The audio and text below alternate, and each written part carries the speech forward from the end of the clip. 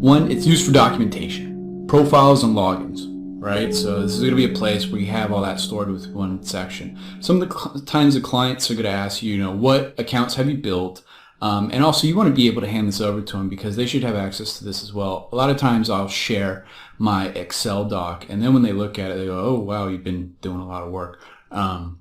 Also, you got to track your backlinks here. So you want to make sure that you've got a place to where you're seeing what your anchor text is and what dates you're putting them up in order to make sure that you're optimizing correctly. You're also going to have your business information, your NAP, name, address, phone, and website, your business location and description with exact addresses, social profiles, all that you need within the business information, because it's very important that you copy and paste the same exact address, the same exact phone number with parentheses in the same place, with the decimal BLVD, with the period versus not with the period. It all needs to be as close and exact as possible to help search identify within its algorithms what's it able to correlate to.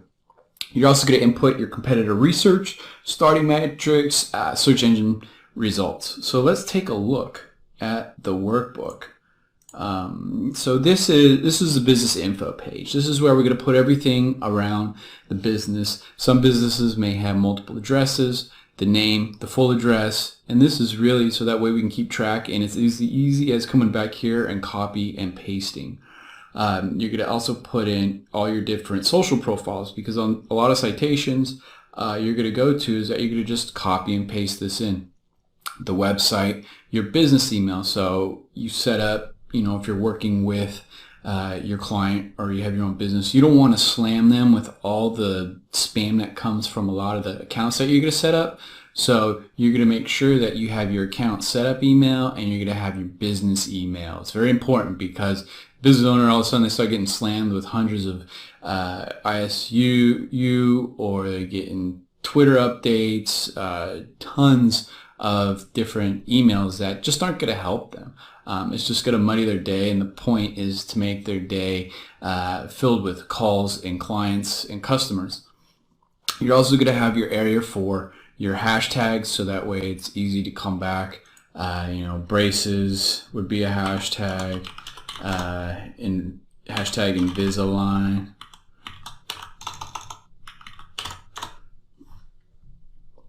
You're also going to have your service tags. So when you're setting up accounts, if you got a virtual assistant doing it, you want them to be able to easily pull for this. So this is also for you or for anyone who's working on this account. Your short description, and then your long description that contains all the information that we'll look in how to write in a future video.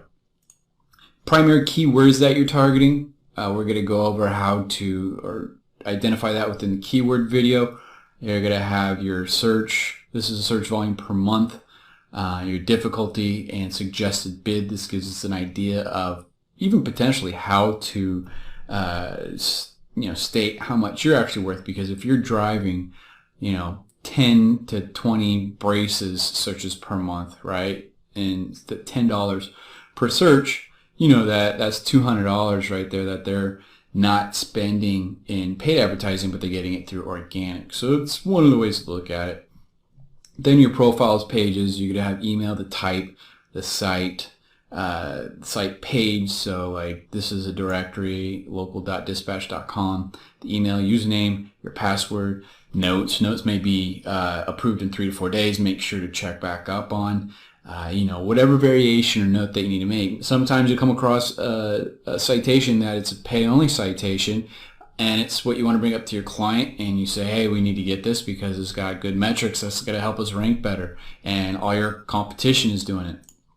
We've got our citation listings, so we've got the type of citation, we've got the citation source, we've got the DA, and we'll go through all this in future videos, as well as your notes, submit URL, username, and passwords.